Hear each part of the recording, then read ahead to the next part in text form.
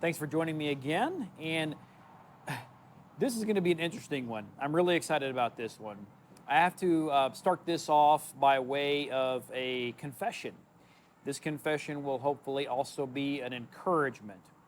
I'm kind of at a point in my life, I'm 43 years old. I've been an avid student of the Bible my whole adult life.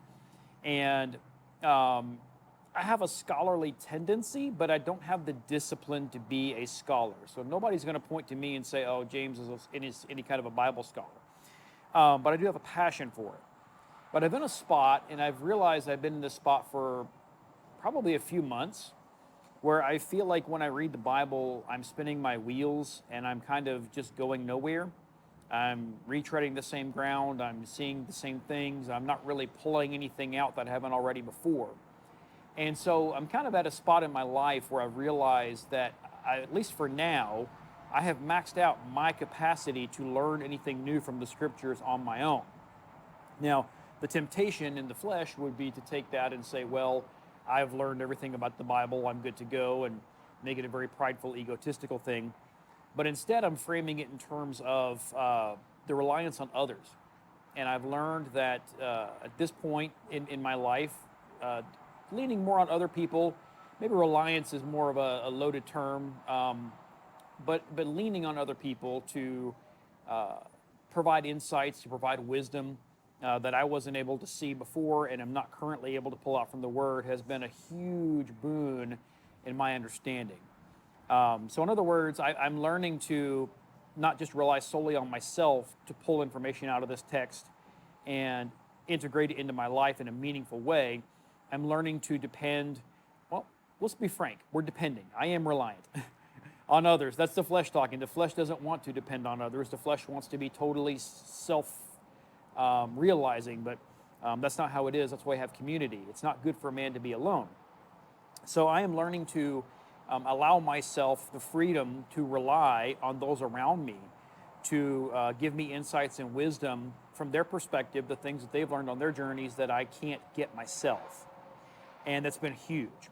So this teaching is coming out of that. This past Sabbath, my wife and I had the good pleasure of meeting with a family, some old friends that we haven't seen in probably at least a couple of years, spending the day with them.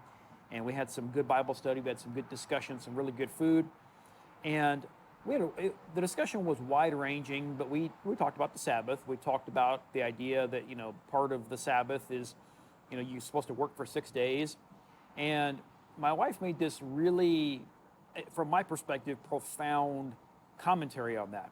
And basically the idea that when you have 6 days, because the positive command is 6 days you shall work, and then you keep the Sabbath, you're resting on the Sabbath, you're not working, you are working 6 days prior to Sabbath, so it makes a balance. So it keeps somebody from working too hard. If you're working 7 days a week with no let up, yes, you can come out ahead financially, but you're going to run yourself into the ground.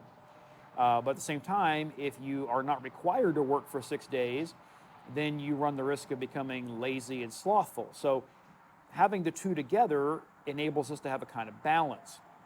And I had never processed it that way before. I had kind of been aware of okay, you shall work 6 days. That's a positive command. You're supposed to work. But I hadn't framed it in terms of balance. And as I get older and hopefully mature in my faith, I'm seeing more and more imbalance in the way people interpret and live the Word. They tend to focus on extremes. And I'm finding that the truth is usually in the middle somewhere between those extremes.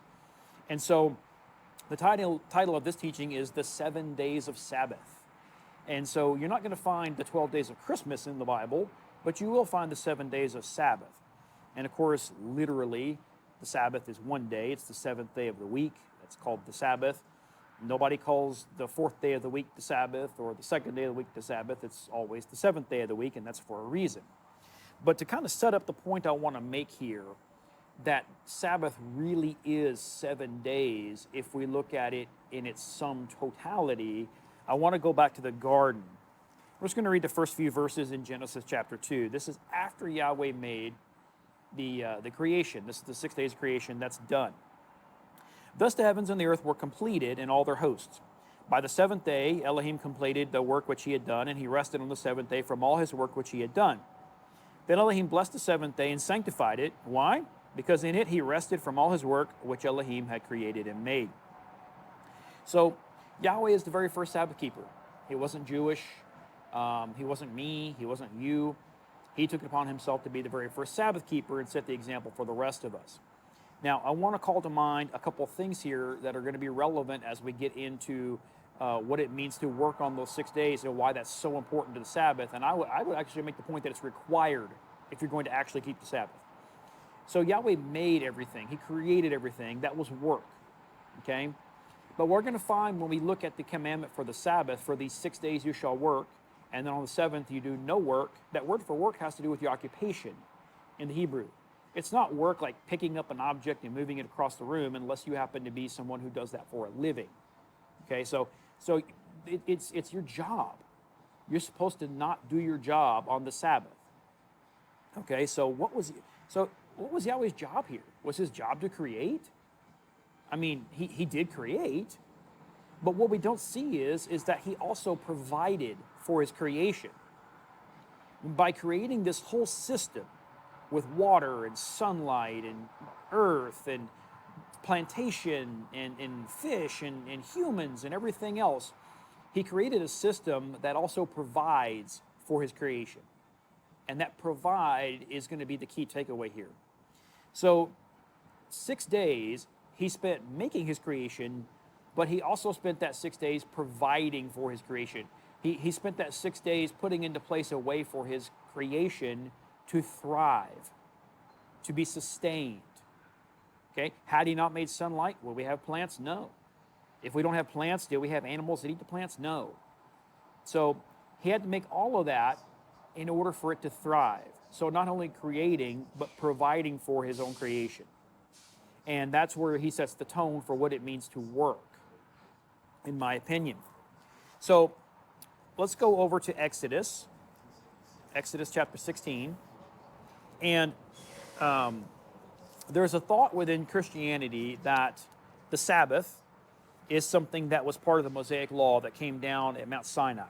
All those commandments, nobody was supposed to really do them. I mean, maybe you could, but they weren't really commanded before Mount Sinai, and they're certainly not commanded for modern-day Christians post-Calvary. But the Sabbath was actually instituted before they even got to Mount Sinai. So it's interesting that the three things that Yahweh specifically says will be signs between him and his people forever were all done prior to Mount Sinai, prior to Moses going up on the mountain, prior to even the 10 Commandments being verbalized from heaven. Circumcision, Passover, and the weekly Sabbath. These were all given prior to Sinai, which means they are not dependent on anything we look at in legalities of the Mosaic covenant. They predate it, they transcend it on some level. So, chapter 16 of Exodus is where Yahweh starts to teach the people the Sabbath. I'm going to read the whole chapter. We're going to focus on some things as we go through. They set about from Elim, and all the congregation of the sons of Israel came to the wilderness of Sin, which is between Elim and Sinai, on the 15th day of the second month after their departure from the land of Egypt. The whole congregation of the sons of Israel grumbled against Moses and Aaron in the wilderness. The sons of Israel said to them, "Would that we had died by Yahweh's hand in the land of Egypt, when we sat by the pots of meat, when we ate bread to the full, for you have brought us out into this wilderness to kill this whole assembly with hunger." So what are they saying? We were provided for. We were sustained. We had food in our bellies back in Egypt. You're not giving that to us. You are not providing for us. Then Yahweh said to Moses, "Behold, I will rain bread from heaven for you, and the people shall go out and gather a day's portion every day." It's a positive command. Why? That I may test them whether or not they will walk in my instruction, literally Torah. On the sixth day, when they prepare what they bring in, it will be twice as much as they gather daily. So Moses and Aaron said to all the sons of Israel, "At evening you will know that Yahweh has brought you out of the land of Egypt, and in the morning you will see the glory of Yahweh, for he hears your grumblings against Yahweh. And what are we that you grumble against us?" Moses said, This will happen when Yahweh gives you meat to eat in the evening, and bread to the full in the morning. For Yahweh hears your grumblings, which you grumble against him. And what are we? Your grumblings are not against us, but against Yahweh. Then Moses said to Aaron, "Say to all the congregation of the sons of Israel, come near before Yahweh, for he has heard your grumblings." It came about as Aaron spoke to the whole congregation of the sons of Israel, that they looked toward the wilderness, and behold, the glory of Yahweh appeared in the cloud. Yahweh spoke to Moses, saying, "I have heard the grumblings of the sons of Israel. Speak to them, saying, At twilight you shall eat meat, And in the morning you shall be filled with bread, and you will know that I am Yahweh your Elohim. So it came about at evening that the quails came up and covered the camp, and in the morning there was a layer of dew around the camp. When the layer of dew evaporated, behold, on the surface of the wilderness there was a fine flake-like thing, fine as the frost on the ground. When the sons of Israel saw it, they said to one another, what is it? For they did not know what it was. Moses said to them, it is the bread which Yahweh has given you to eat. This is what Yahweh has commanded. Gather of it every man as much as he should eat. You shall take an omer apiece according to the number of persons each of you has in his tent. So Yahweh is providing the quail, which there's more detail in other places in the Bible here about what exactly happened with the quail. But with this manna, he provides this manna, and he tells them, go out day by day and gather exactly an omer. Okay, he's telling them exactly what to do here. The sons of Israel, verse 17, did so. Some gathered much, and some gathered little.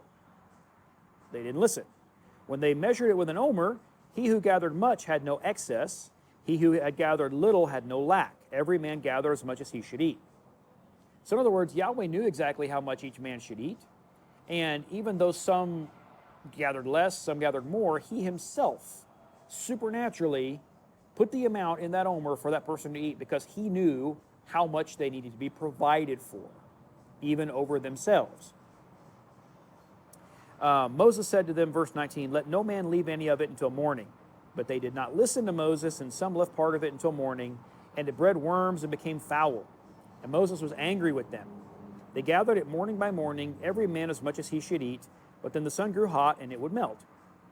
Verse 22, now on the sixth day they gathered twice as much bread, 2 omers for each one. When all the leaders of the congregation came and told Moses, then he said to them, this is what Yahweh meant. Tomorrow is a Sabbath observance, a holy Sabbath to Yahweh, pre-Sinai. Bake what you will bake and boil what you will boil, and all that is left over put aside to be kept until morning. So they put it aside until morning as Moses had ordered, and it did not become foul, nor was there any worm in it. Moses said, eat it today, for today is a Sabbath to Yahweh. Today you will not find any in the field. 6 days you shall gather it, but on the 7th day, the Sabbath, there will be none. It came about on the 7th day that some of the people went out to gather, but they found none. Then Yahweh said to Moses, how long do you refuse to keep my commandments and my instructions?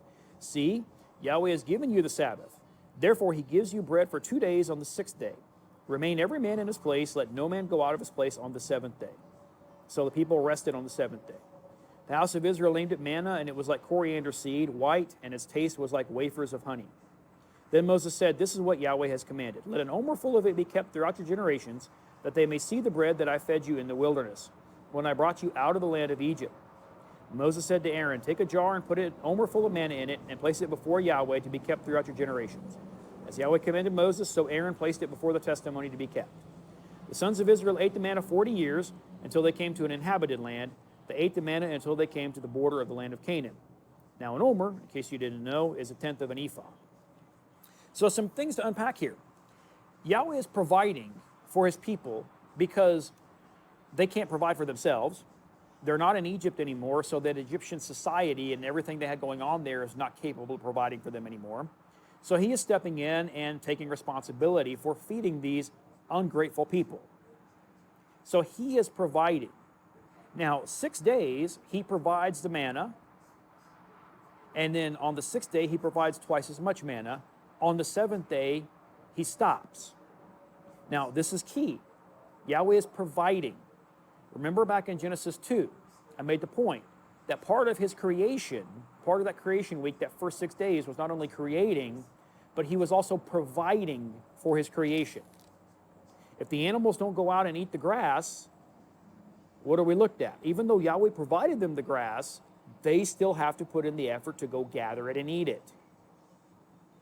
For the predators that eat fish, whatever it is, it's provided for them, but they have to put in the effort to go eat it. Wolves don't just sit around waiting for the food to come to them or just miraculously appear in their bellies. They have to actually go get it. So Yahweh's provision requires us to work for it. It requires us to go gather it. And if, in the case of the manna, if a man does not go gather the manna that was provided from Yahweh, he is not providing for his family. His family was starved. The only thing they had to eat besides that quail for 40 years was the manna. So in verse 26, 6 days you shall gather it, shall, positive command. But on the seventh, the Sabbath, there will be none. Why not? Because Yahweh stopped providing. He provided day 1 through 6, but he stopped on day 7, just like he did in creation.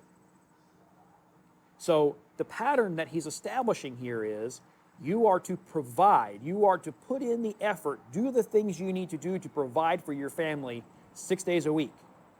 And on the seventh day, whatever that thing is that you're doing to provide for your family, you stop doing. Okay? So let's go a few pages over to Exodus 20. This is when they actually get to Mount Sinai. We're going to read the Fourth Commandment here. Verse 8. Remember the Sabbath day to keep it holy. 6 days you shall labor and do all your work. But at the seventh day is the Sabbath of Yahweh your Elohim, or your God. In it you shall not do any work, you or your son or your daughter, your male or your female servant, or your cattle, or your sojourner who stays with you. Why? Because in 6 days Yahweh made the heavens and the earth, the sea and all that is in them, and rested on the seventh day. Therefore Yahweh blessed the Sabbath day and made it holy. Now here's a question. In our modern vernacular, in our modern times, the way we speak English, we tend to think of rest as in, I'm tired and I need to rest. I'm worn out and I need to rest. I'm exhausted and I need to rest. When Yahweh was done with his 6 days of creation, was he exhausted? I can't see why he would be. So was he resting because he was tired and needed a break? When we look at that word for rest in Hebrew, it means stop or cease. It doesn't mean rest like we think of as like relaxation. It means whatever was happening before stopped. So Yahweh was creating for 6 days. He was also providing provision for his creation for 6 days. And on the seventh day, he stopped. Okay? So when we look at the manna, 6 days, he provided for his people. The manna came down day 1, day 2, day 3, 4, 5, 6. On the day 7, Yahweh did not provide for his people. He stopped doing the thing that he was doing to provide for his family on day 7. And he set the pattern that 6 days, whatever it is you need to do, we'll call it your job, we'll call it your occupation, that you need to do to provide for your family, you do that. You shall do that 6 days a week, day 1 through 6. And on day 7, you stop. So we have this positive command. 6 days work, 1 day don't work. And whatever work you do, that's providing for your family. Now, this is why I think this is so important. I'm going to make the radical point here, and I'm going to make some exceptions here because there's logic requires that these exceptions be made. Life happens. I'm going to make the very specific point that if you are able to provide for your family, you're an able-bodied adult, you have the means and ability to get out and have a job, do what's necessary to provide for your family, and you are not doing that for 6 days a week, you are not actually capable of keeping the Sabbath. You may physically rest on the Sabbath, but you're not ceasing, you're not stopping. When we think about an object can either be in motion or it can be at rest. It can't be both at the same time. And when we say an object is at rest, we mean it's not moving. It's stopped moving, it's ceased its motion. So a person that is in a habit of resting, in other words, they're chronically unemployed, or maybe they work a day or two a week if they feel like it, whatever the case may be, that person can't really stop on Sabbath because day 1 through 6, they're not really doing anything. An object that's already at rest can't stop. It's already at rest. So a person that is not working day 1 through 6 to provide for their families cannot stop doing that on Sabbath because they're not doing it to begin with. Yes, that person can go to a holy convocation, they can go to services, they can have a Bible study, they can do things like that, they can take a nap, they can rest their bodies, but that's not the point. The pattern is you work to provide day 1 through 6 and you stop doing that work on day 7. And we're told in the scriptures, we're told in the Torah that there will be no poor among all of Israel if they keep his commandments. But then we have all these provisions for taking care of the poor. So Yahweh knew that people weren't going to follow his commandments. He knew that they weren't going to take this to heart. If a person works 6 days a week to provide for their family and rests on the seventh day, and if the whole society does that, you shouldn't have any poor, because everybody that's able to provide for their family by doing something is.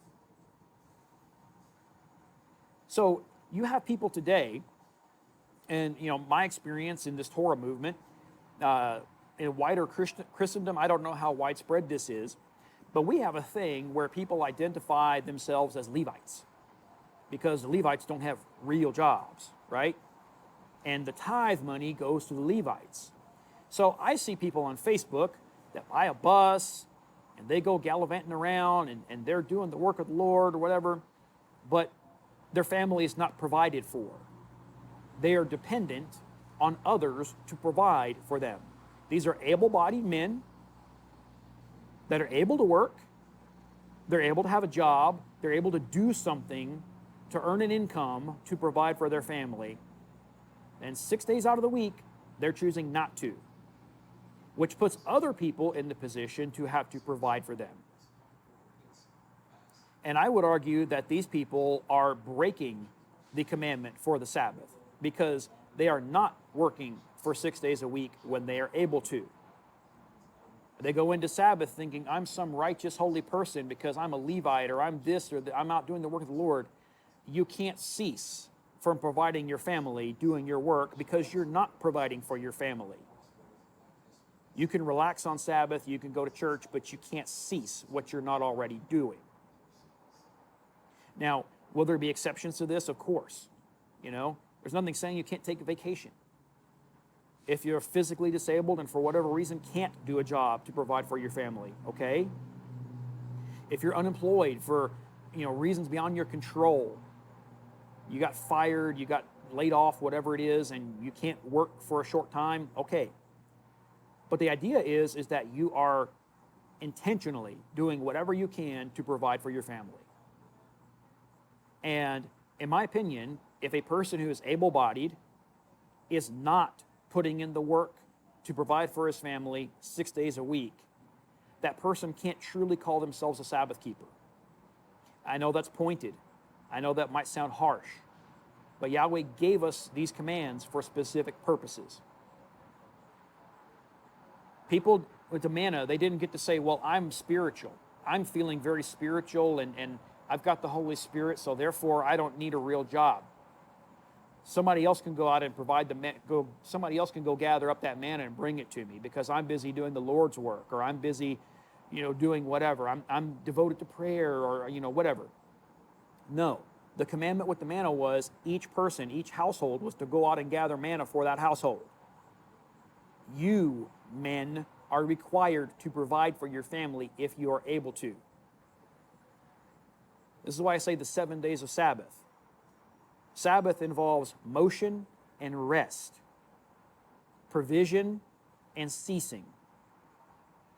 And if you're not doing the work of providing for your family, you have nothing to cease from, because it's not just physical action, it's actual occupational work. So I just wanted to put that out there as something to consider. If you are someone who thinks that it's good enough to just be spiritual and to just kind of, work a day or two a week if you feel like it, if you're somebody that works outdoors and you get rained out, you obviously can't do anything that day. There are things you could do around the house, that need to be done, but like your job has to wait until the weather allows you to work again. I get that. Yahweh only expects us to do what we're able to do and nothing more. If it's beyond our ability, he's not going to judge us for something that's beyond our ability that we can't do. What I'm saying is if you are able to go out and gather that manna day 1 through 6, you better be out gathering that manna for your family, or you got no business calling yourself a Sabbath keeper. Like I said, I'm being very pointed here, but this is where we get the balance from. This is where we get the balance. People that think that they're resting on the Sabbath, I'm keeping the Sabbath, but they're not working the 6 days to provide their family, they're out of balance. My friend Joe, who's kind of becoming sort of a mentor to me, is fond of saying that Shalom, peace, has to do with order. It has to do with stability. It has to do with structure. And, as a provider, and just for me personally, I feel more peace when I have a job and I can provide for my family. I was unemployed for about 6 months back in 2000. Exactly 6 months to the day, pretty much. I hated it. I didn't want to be unemployed. But that whole time, I did not feel shalom. I did not feel peace because I was not providing for my family. I was dependent on unemployment. The government, now granted, they did take it out of my paycheck. Unemployment comes out of your paycheck to a certain extent. But I felt completely out of sorts because I was not doing, my instinct to provide was not able to be utilized. For some people, that's the norm. Some people are okay with that. But that's not okay. It's not okay. Get out and gather that manna, men. Get out and gather that omerful. And, on the 6th day, gather twice as much. Whatever we need to do to provide for our families. But if we're not providing for our families day 1 through 6, what are we resting from? What are we ceasing from? Yahweh ceased from his provision. The people that gathered the manna followed suit and ceased from their provision on day 7. We're not true Sabbath keepers unless we're working 6 days prior to the Sabbath. We're just not. So I'll leave it at that. Hopefully this will be an encouragement. If you're someone that finds yourself kind of languishing in this thought, of like, well, I'm just kind of doing this thing and being spiritual, but maybe I'm dependent on people sending money to my family to just make ends meet and pay the bills, and you're capable of working 6 days a week, you have some things to consider, especially if you call yourself a Sabbath keeper. Now, if you're not intentionally keeping the Sabbath, we still have an issue. You still need to provide for your family and do what's needed there. But if you're going to call yourself a Sabbath keeper, by definition, it is required that you provide for your family 6 days a week so that you can stop, cease, take a break from that on day 7. It's part of the Sabbath. Let's keep it holy. Let's do it. As always, thanks for tuning in. Yahweh bless.